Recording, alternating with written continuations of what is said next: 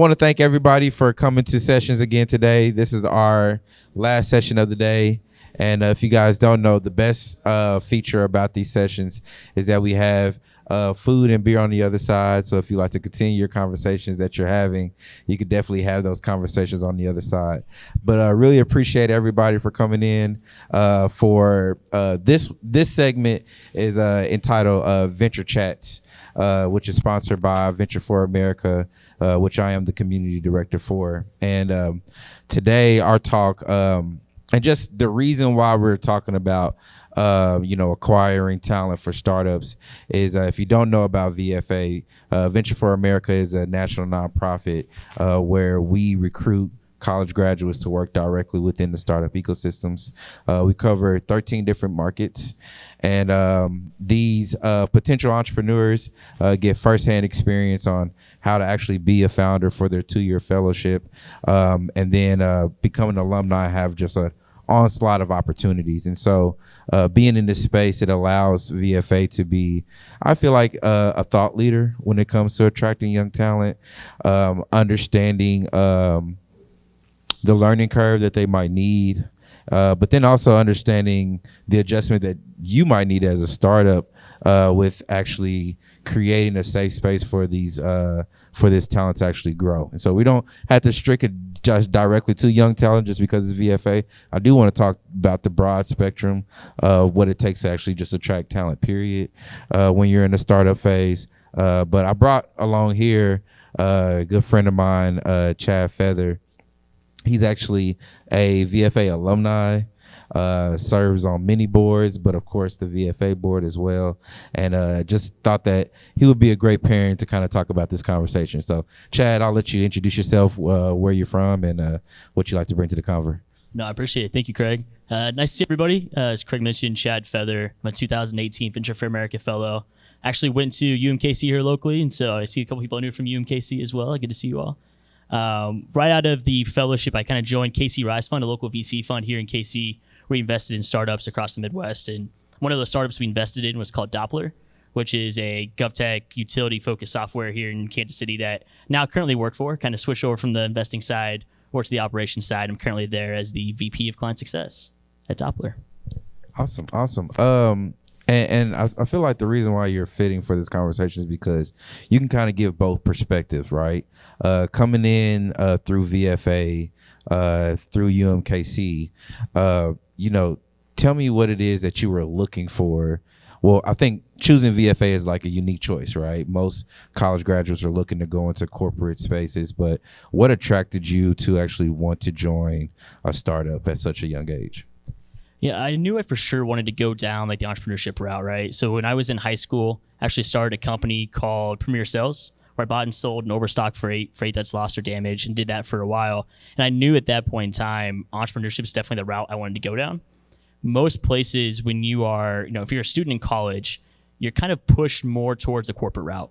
That's who gives in the sponsorship money. That's who is at the career fairs, can afford to go to those. That's who's doing all those things. I knew at that point in time, I talked to corporations, I talked to some of those large groups, and I knew that there was more opportunity for me to be going down like the entrepreneurship route, right? Working for startups, working in the innovation space. I knew it was definitely something that, created more opportunity for me and faster growth. Like, I don't think I would be where I'm at in my career without going down the startup route. Like, if I was going down the more corporate route, I probably would still be kind of more stuck in, more of an entry-level role still with my age. And so for me, I knew it was pretty important to try to focus on entrepreneurship, and it allowed me to actually do more and be more innovative in what I tried to accomplish, where I felt like the work I did would have a bigger impact on what's actually being done in the company too. I love it.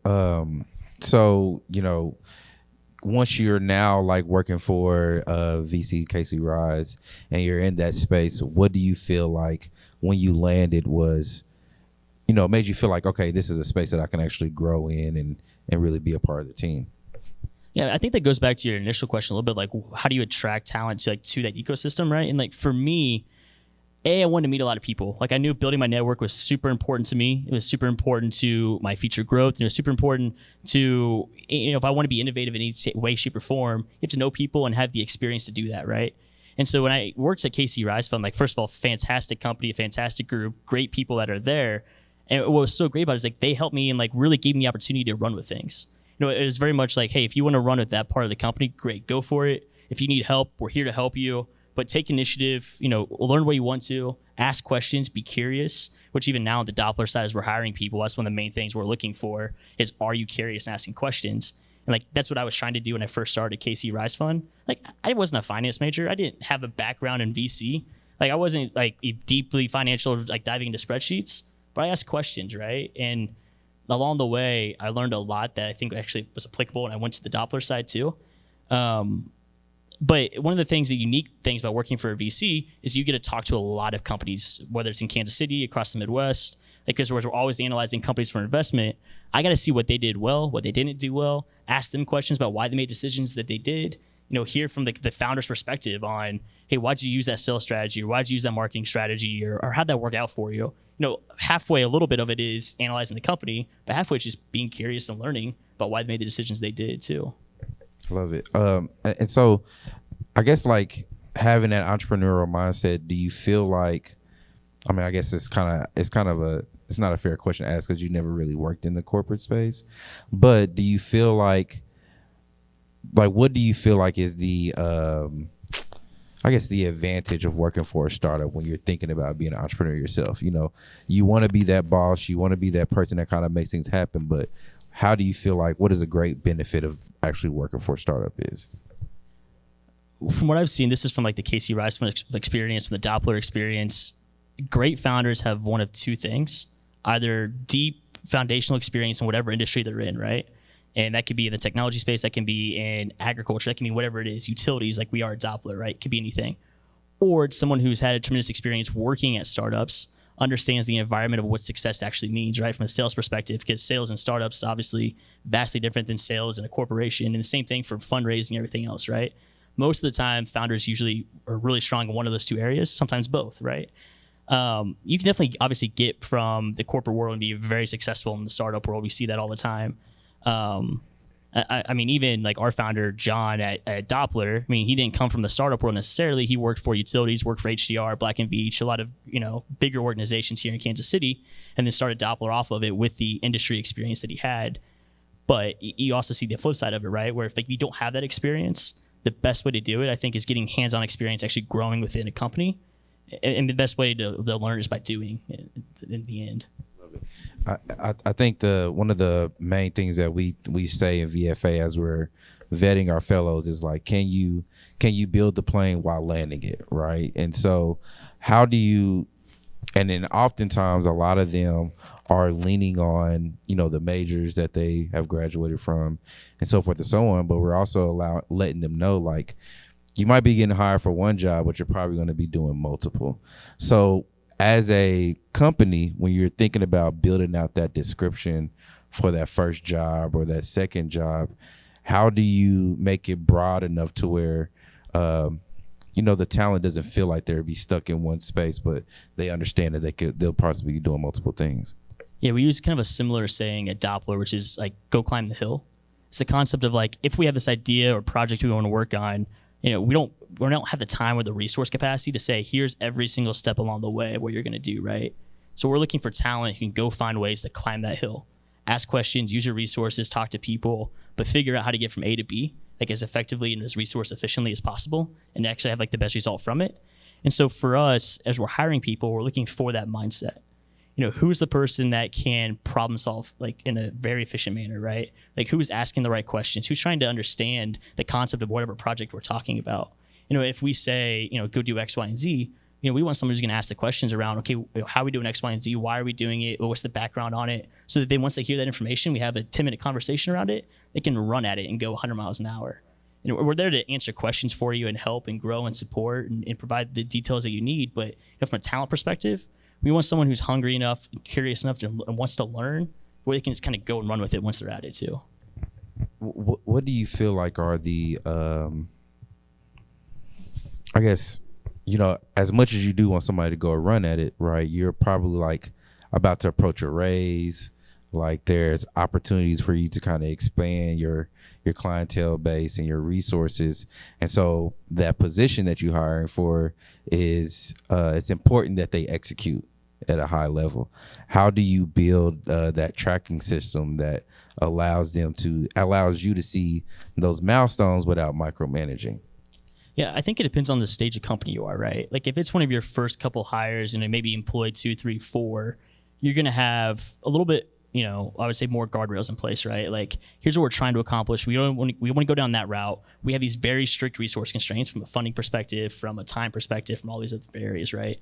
So you put a little bit more guardrails around, okay, here's what we're going to go target. Here's what we're going to try and do this. Let's work together probably more collaboratively because no one in the company's done it yet for the most part. You're kind of doing everything for the first time. As you get to be a little bit later stage where maybe you've raised a Series A or a Series B, people in the company have done whatever you're talking about before. There's people that you can ask questions to and learn, and you have more room for failure at that point. And so you may say to somebody, hey, go run with it. If it doesn't work, great. We'll figure out why not, make changes, and go from there. But you don't have that capacity to do that whenever you're like a very, very early stage company where maybe you're talking about employee 2, 3, 4, and 5. And so you kind of have to put this balance between what the resources we have, how risk averse or risk aggressive can we be in going after what we're trying to accomplish. And really that's set in the culture from the top, right? Like if you have people like a CEO or a C-suite who is able to say, hey, we want to be very aggressive and if we fail, we fail, versus, hey, we're at a point right now as a company maybe where we can't take those risks. We have to be more risk averse. We have to focus on accomplishing these goals first, because if we don't do this, we won't be a company next week, right? So you have to find that balance between the two. So how does that determine, when you're ready to actually hire? I guess I think a lot of startups, they find themselves in that, I guess, I don't want to call it that valley of death because that's talking about funding, but you're in this space to where you do want to scale, but then you're actually still trying to raise and things like that. What are, I guess, some key milestones that you should have accomplished to let you know that, okay, it's about time for me to actually bring on somebody for capacity wise? Yeah, I think it depends on the founder, right? And what their background expertise is. If the founder has more of a technical skill set, I think at that point you got to bring somebody on faster, right? Because you need somebody who can have kind of a diverse generalist, if you will, who can kind of quickly early on in the company focus on sales, marketing, product development, things like that, right? If your CEO or the founder is kind of more, business focused, whether it is sales, client success, marketing, anything like that, that's their background, then you're kind of more strict in who you want to bring on, right? Because theoretically, that person has to be able to go out there and actually do the work from the CEO perspective, right? And so you can kind of get a little bit farther before you have to really focus on bringing somebody on. That being said, I think key milestones, one of the first things is product market fit. And I know that's hard to define what that is, and that's different for every company, and everyone out there is trying to figure out what that means sometimes too, right? Once you you will know, I think, as a company, once you found that, once you have the confidence, hey, what we've built, people actually want to buy. Once you get to that point, it's okay, bring people on, put funding behind it if you can get it, start growing from there. If you don't have confidence as a founder at the product you're building, you can be able to sell and do it consistently, figure that out first, right? Before you bring other people on board. I think that's a pivotal point, especially I want to refer back to that VFA process of bringing in that early talent. If you are not quite sure what you want that talent to actually do, then they can kind of go awry, and then you have that wasted time, those wasted resources. What do you feel I guess most of those times, a lot of founders, they're in the weeds, they're trying to get things done, and when they're not, how do you create, I guess, that space of development to be able to find that talent and make sure that talent is doing exactly what you need them to do when they get there? I think it starts with the culture. Everyone else on the team has to be doing that too, right? You can't bring somebody on who you want to be able to go out there and do some of those things we talked about if you haven't created a culture where other people are already doing that on the team. And so you want to create an environment of where, you're not afraid to, if you're looking to hire a Venture for America fellow, for example, who's been pre-vetted most of the time, is someone who is generally focused on wants to work in a startup environment, who has probably worked on previous things, built things, whether physically or social, or software, whatever it may be, has built some type of system in place before. If you're bringing that person on, you have to put them in an environment that they're going to thrive at, right? So if you take a Venture for America fellow, for example, and put them in a very constrained environment, it's not going to be successful for the most part.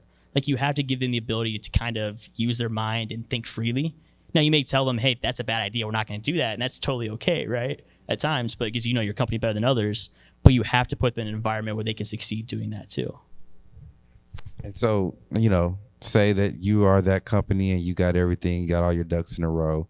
Now you actually need to go out and go find talent.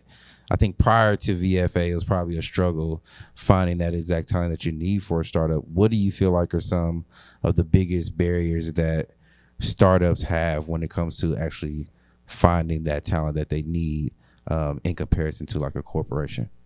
Yeah, everything today is set up for a corporation to hire talent, right?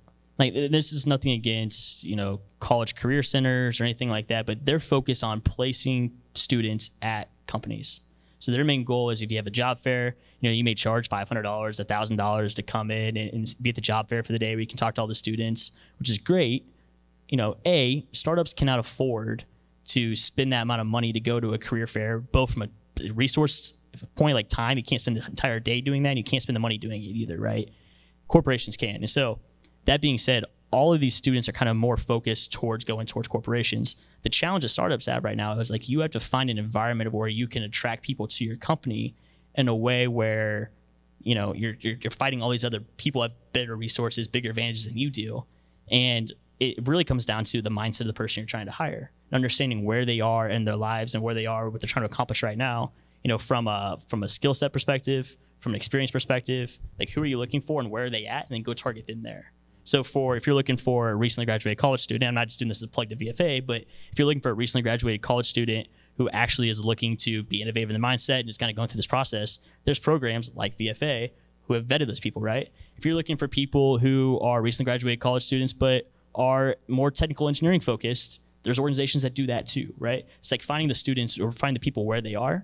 Now, obviously, that's a different story as you get older within your career. You're trying to hire people of specific skill sets. It's a little bit different, but specifically early on in the careers, like, you got to find them where they are.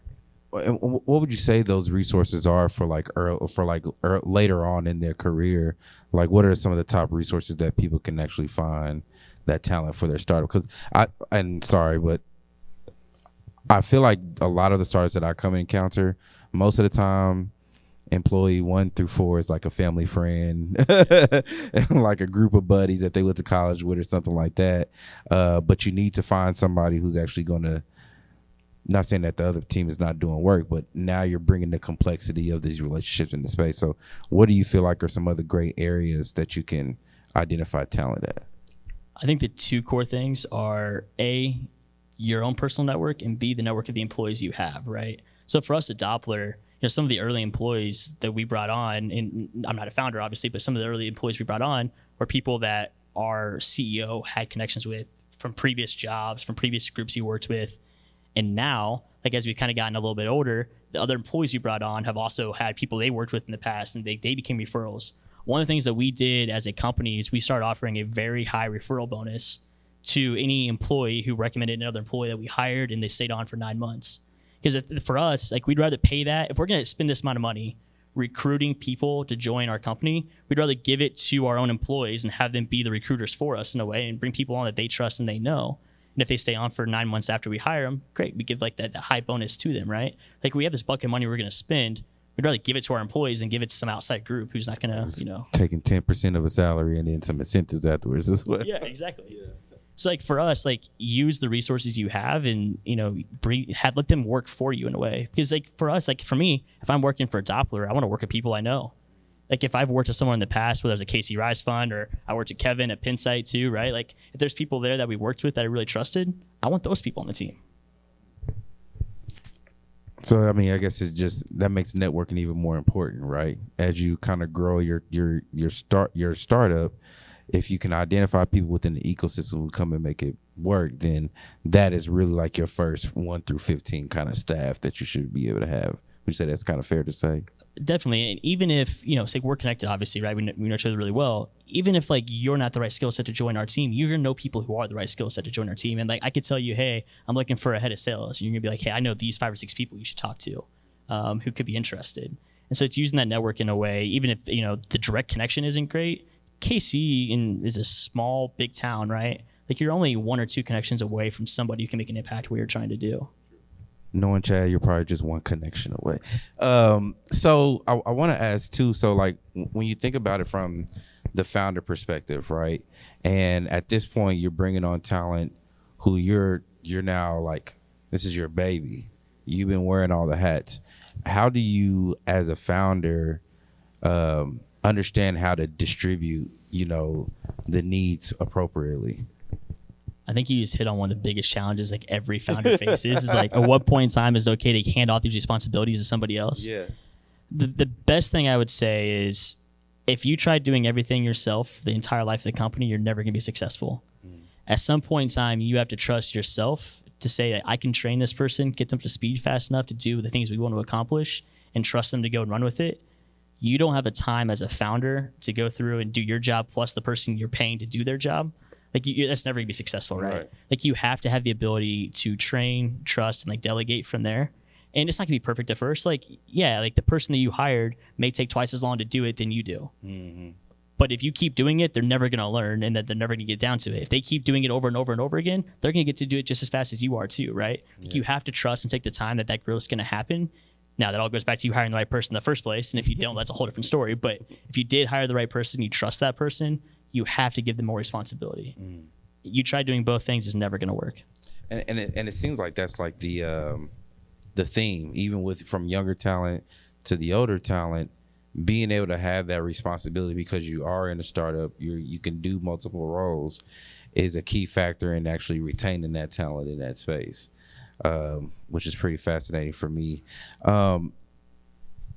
Man, I lost my question. Well, on that point though, like it's really critical that you maintain that space too. It's one thing to have it when you're at 5 employees or 3 employees or 10 employees. But as you get to 20, 30, 40, 50 employees, it's really hard to maintain that.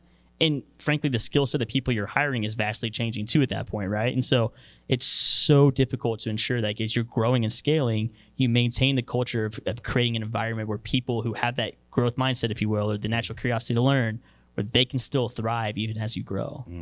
And that's how you become or continue to stay innovative as a startup. In your perfect world, when it comes to attracting or retaining talent, what do you feel like are the dream tools that startups can actually have at their disposal?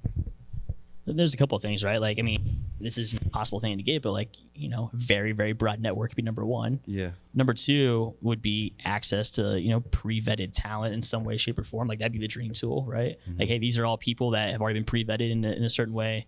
I think the third thing is it's a tricky thing, but it's like being able to truly understand whether or not this person is motivated in a way where they want to keep growing no matter where they're at.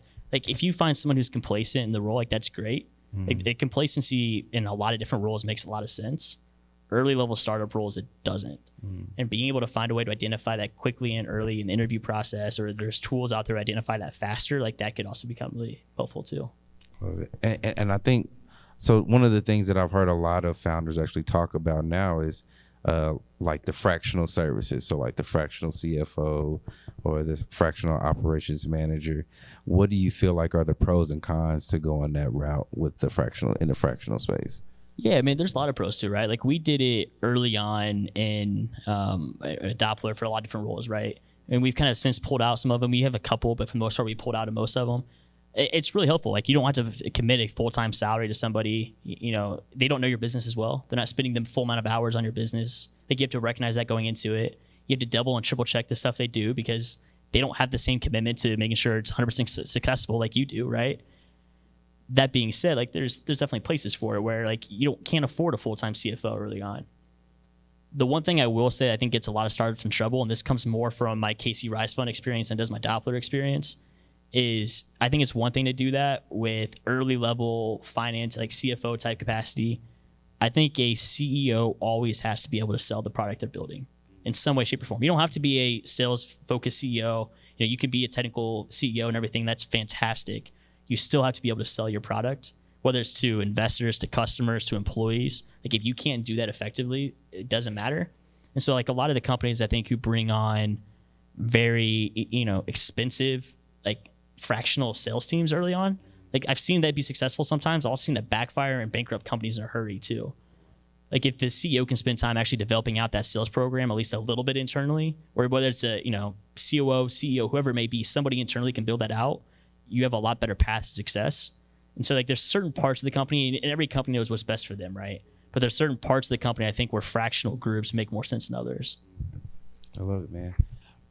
Last question. When it comes to and I'm sorry, I'm gonna circle this back around to VFA. I know I'm a little early, Kevin, but this is just kind of where we're at right now.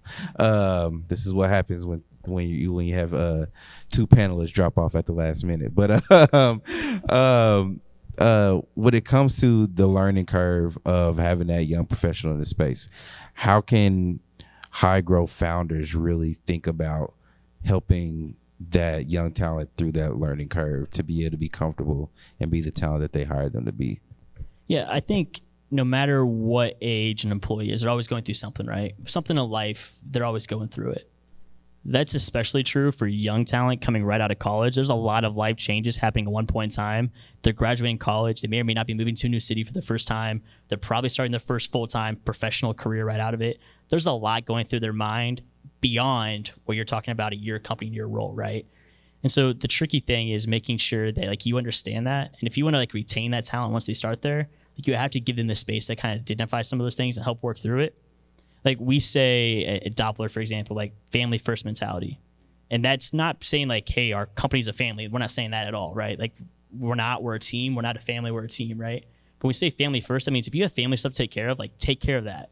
Like you're not going to be effective of what you're doing here. We don't want you to be here. We'd much rather be spending your time figuring that out. That happens, I think, pretty often. Like for a young professional coming in for the first time is like really feeling out what that means, identifying that, and giving them the space to do that goes a long ways. You really have to create an environment where I think where they can thrive. And that's hard for companies sometimes. You're like, hey, just come figure it out, come fit in here, you'll figure it out along the way. And it's like, well, that's true. Like, you know, there's some places that you can do that really effectively, but it's also you have to like put intentionality around that and create that environment where they want to do that too.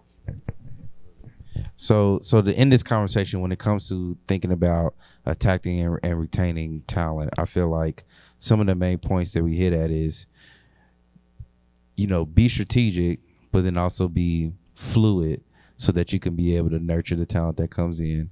When you're thinking about attracting young talent, there are some great opportunities or organizations out there that are doing the work that can help you serve either your front end or your back end.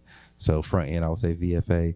Back end, I'll probably say Launch Code. And then that last piece is, you know, really rely on your network when you're thinking about that 10-year talent to be able to truly support you in a time of need to be able to actually grow to scale. Am I missing anything, or what's some last final thoughts for you? No, I think you nailed it. I think the last thing I would say too is like really put intentionality around like planning out your hiring beyond just right now. Like really thinking through what's 2 weeks from now look like, what does 1 month from now look like, what does 6 months from now look like. This is real quickly, the other thing why colleges are so much harder to hire from for startups is because a lot of college students who are seniors have signed their offer for the job they're going to start in December, or November, or January, and startups don't know 6 months from now who they're going to hire when they graduate in May. And so like you have to find ways to get them where they're at, right? And like there's people who understand that, like from the student perspective, and like you can find different ways to target them too. Yeah, reach out to your local universities. There's many great programs like the Block School or Enactus that you can get involved in and get to that town a little bit early.